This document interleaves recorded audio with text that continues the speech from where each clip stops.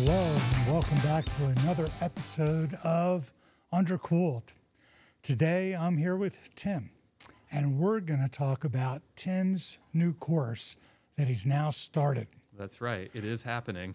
That's fantastic. So, can you give us like a 2-minute summary of what your course is all about, what we're going to be talking about today? I'll try for 2 minutes. It'll be 5.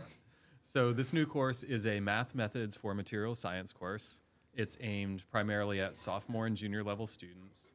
And the idea is that we want to teach them the skills they need to succeed in thermodynamics, in kinetics, in structures, in their upper level coursework, so that when they get into those courses, they're ready with the math beyond what's simply taught in the introductory calculus sequence. So the topics for this course were sourced by looking at what problems students actually do in these upper level classes, and then working backward from there to saying, what are the mathematical tools they need to do these problems that they're going to see in the coming year or two? So what are those topics? They're coincidentally topics that are near and dear to my heart. Amazing how that works.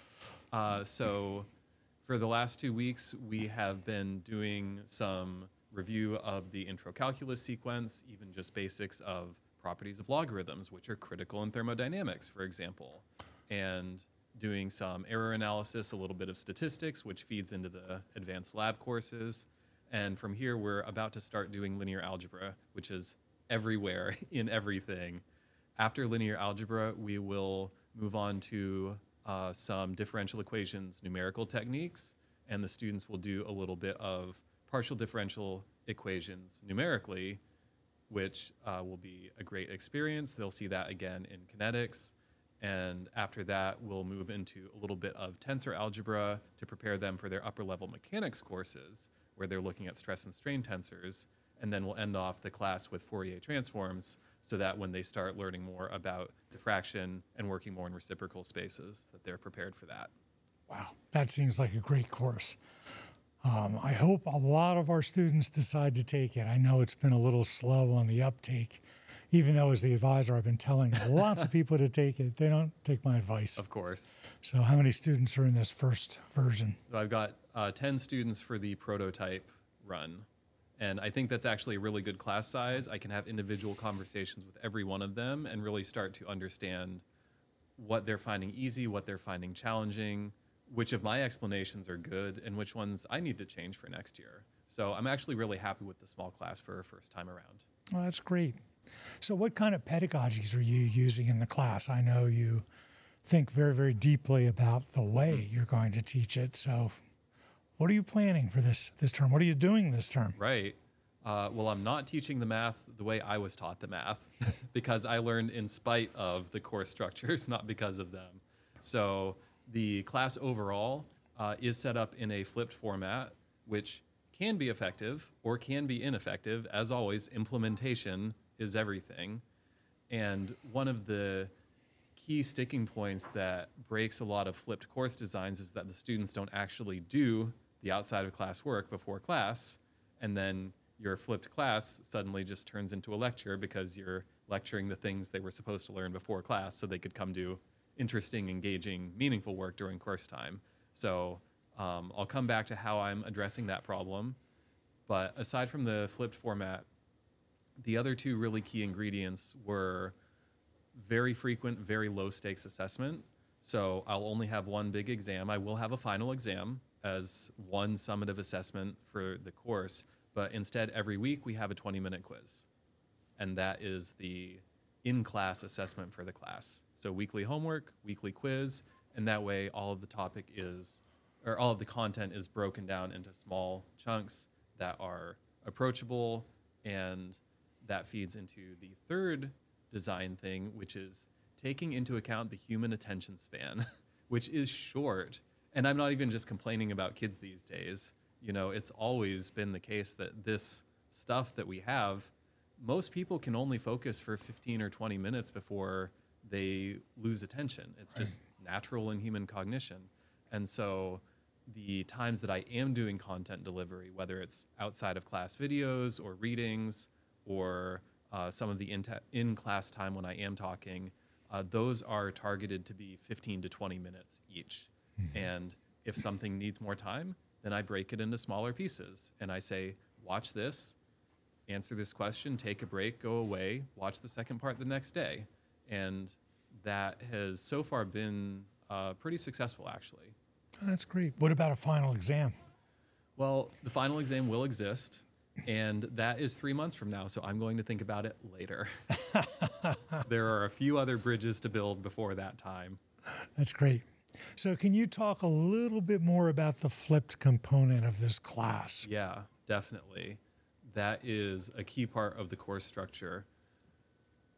As far as the enforcement, let's deal with the big question first of how do you make it work?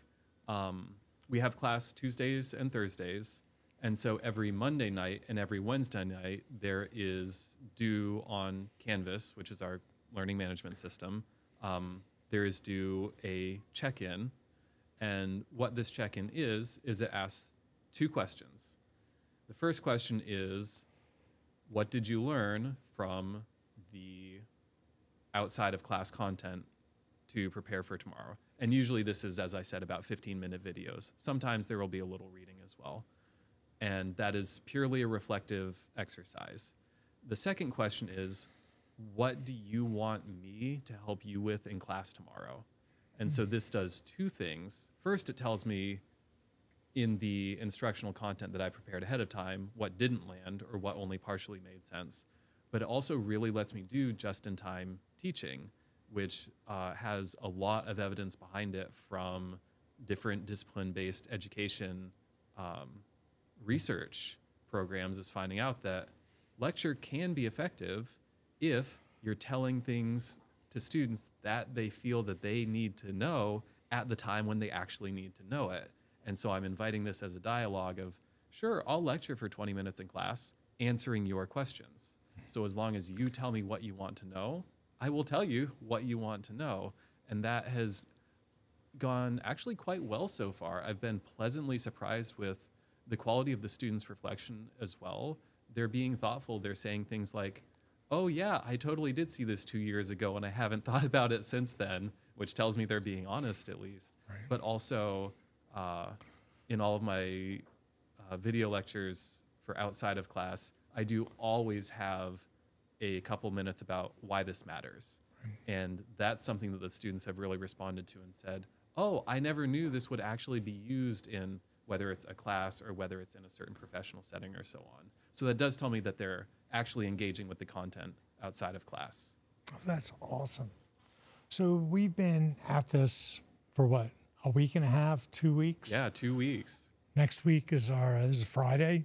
So next week is our 3rd week. So has anything unexpected happened so far? Do you have any challenges that you weren't anticipating that have shown up already? Yeah, I can think of a few. No plan survives contact with students, as the saying goes, or something close to it.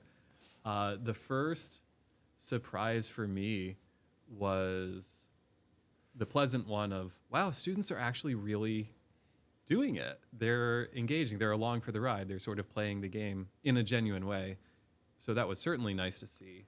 But something I wasn't prepared for was during the in-class time, I'll spend the first 20 minutes or so, 20 to 30 minutes, answering the questions from the check-ins.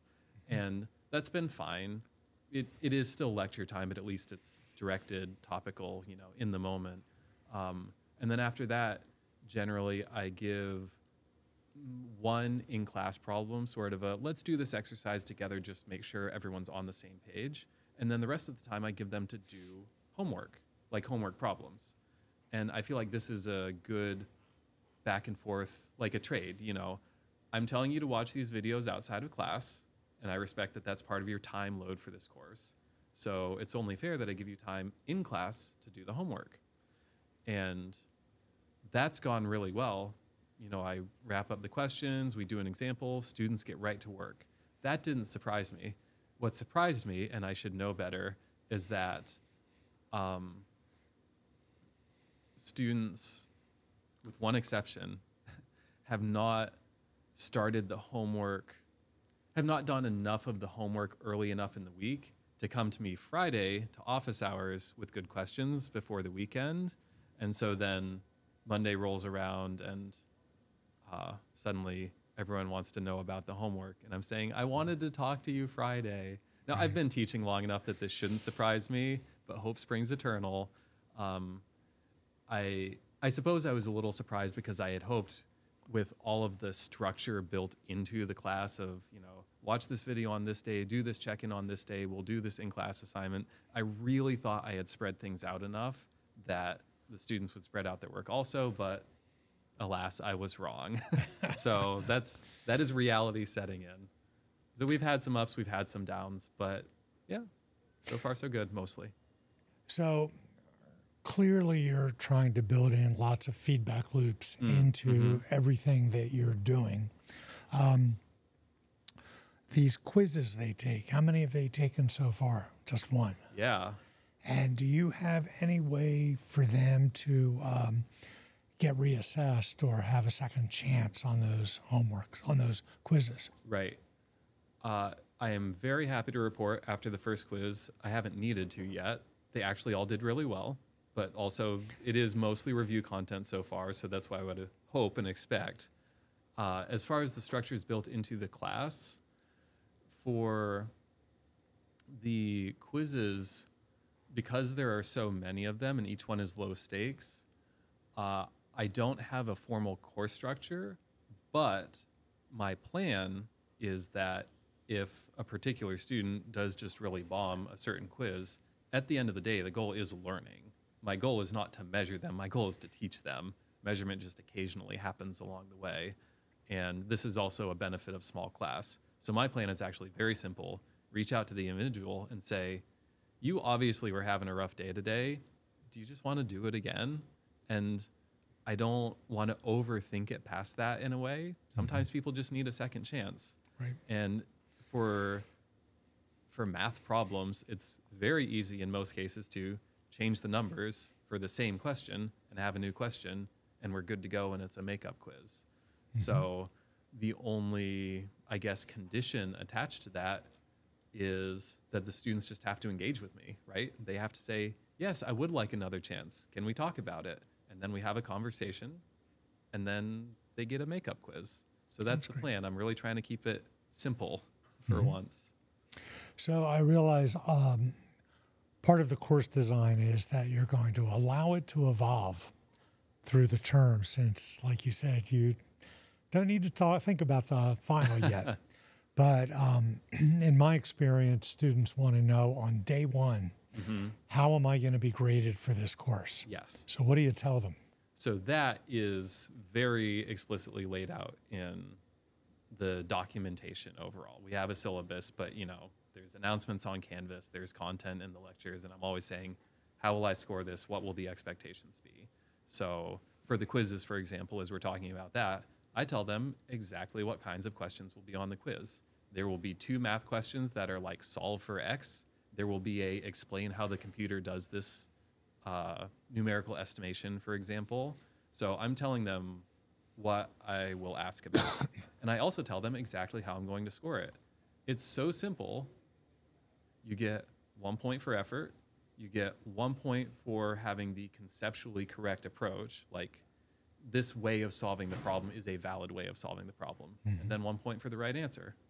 Every problem is out of 3 points. And it's a very reliable grading scale. And I think that's important because fairness in grading is something that students are validly worried about. When people are grading everything out of 100 points, what's a 96 versus a 98? I feel like that's a meaningless distinction. But to be able to say, did you try? Did you have a sound approach? Did you get it right? That becomes pretty close to objective. And with enough problems over the course of the semester, that sort of course 1, 2, 3 averages out into, I would argue, a really good final average for their overall performance in the course. So I was more concerned with the final grade.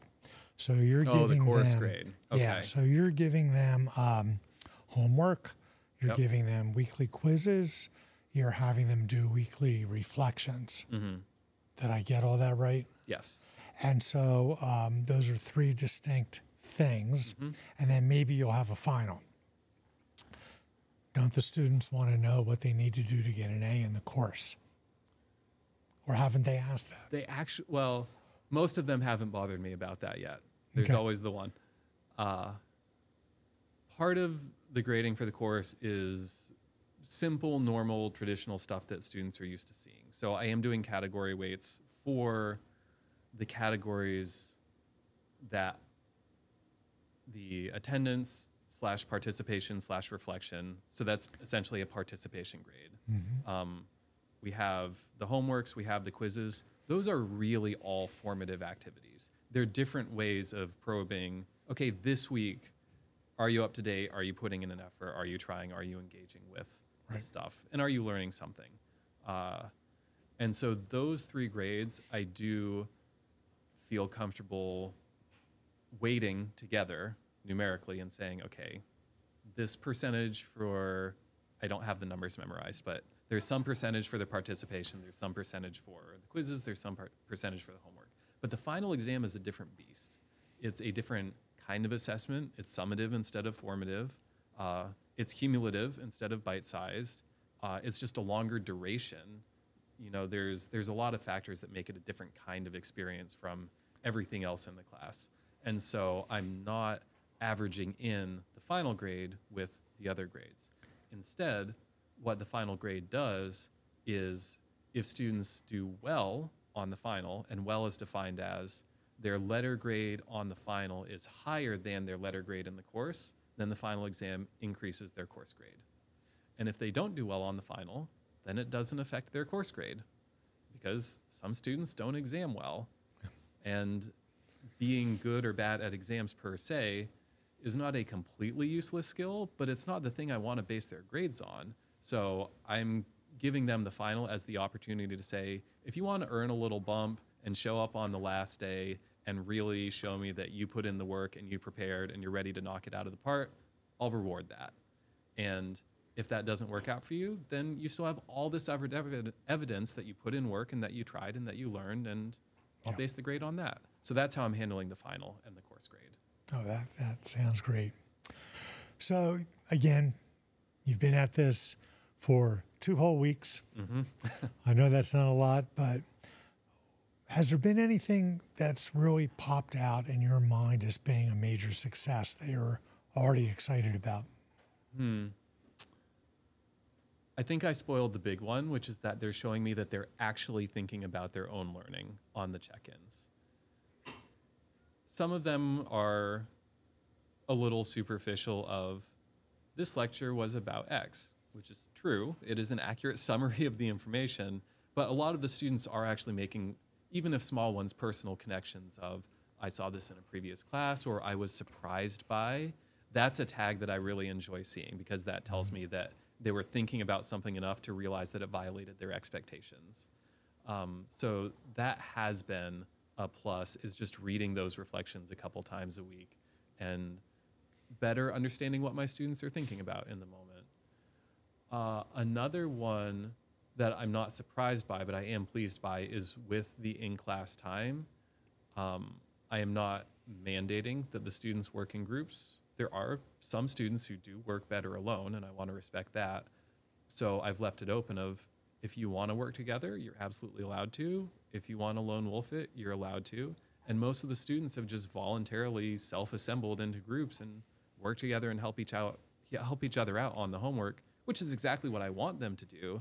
But the fact that I've given them the choice and they've chosen to take it was really nice to see. I think that speaks to the community of our student body as a whole, that they recognize they're here to support each other and succeed together. Do you have any lone wolves? I do. Okay. And I work with them individually, and as long as they're on track and doing the work and feeling like they're part of the class in some way, even if not in the immediate moment of social engagement, but they still feel like they belong and are heard and welcome, then that's okay. Do you have any lone wolves who really don't want to be lone wolves, but don't feel like they can be part of another group? That would be my concern. Yeah, that is a conversation I've had. With a small class, I don't want to accidentally out anyone, right? But Yeah, that is an offer that I've put out in general, but for the sake of one or two individuals. So of course I'll tell the class something that I want one person to hear. And so I'll tell the class, if you're just having trouble with the study group, I can set up connections, whether it's someone inside the class or whether you want like personal office hours with the IA for the course, or, you know, there's different options here. So to anyone in the room, if you're having trouble connecting, let me help you connect. Okay. And that way I'm just making it as explicit as I can that I am here to support your integration in this course. And at the end of the day, you are an adult and you will make your own decisions, but the resources are absolutely here. They're just waiting for you to come and take them. So please do. That's and great. I feel like that's me holding up my end of the bargain, and then they decide. I think it would be really fun if next May, after your students have taken 335 and have, I mean, a lot of your students are in our thermo course right now. Yes. Some are going to take their kinetics course next term. And I think it makes sense to wait until May when they've finished and invite them on this podcast and ask them how they felt it went. Yeah. Did my class actually help you, or was Yeah. it just a good time? I think that's a really important question to dig into, though, because Well, it might help you improve do your better. course for next year. Absolutely. Because it's important information to learn. It's yeah, we can't just kid ourselves into believing that we're doing perfect and everything we Right. teach is useful and wonderful. Sometimes it just misses the mark, and Right, the and the students, students can be a won't- good they won't know until they've until taken the they've courses. needed it. Yeah. And found out if they really had it, or if they just thought they did, or if they never even thought they did. Right. So Yeah. let's keep that on our list That's a great idea. for a future podcast. That would be fun. Yep. All right. Anything else you want to talk about with your class before we take off? Yeah, here's a surprise. It took me a minute to dig this out. There's a few things I've forgotten about math. So it's a great learning experience for me also. And it comes out in the student questions. And that's another one of those things that, because I haven't taught this style of course for so long, you know, a lecture class, if you will, it was just a little nugget about teaching that I forgot is the students always know how to ask the thing that you don't know the answer to. But that's what tells you it's a Right. good question. And so already I'm revisiting concepts in math that I haven't thought about for 10, 15, 20 years and saying, maybe I did understand this once. It's time to understand it again. And then in the conversations with the students, it does come out. And we work it out together. And it makes a very collaborative atmosphere of, I think I understand. I say this to them. I think I understand this. I'm going to try to explain it. And then help me massage the explanation to a place where it actually makes sense. And then it's probably really right. Yeah. And that's reality. Of course. We all forget stuff. It's how we recover that really matters. Yes. And we're constantly recovering through our entire careers because you can't remember everything. No. And it's the ability to recover quickly that really is a mark of whether you learned it well or not. That's right. So it's good to reveal that and expose that about yourself to your students because they shouldn't feel bad if they just can't do something. Right. Not a big deal. Completely agree. All right. Well, thank you very much. And thank you all for joining Of us. course. And we'll see you later. If you can. See you later. All right. See you next time.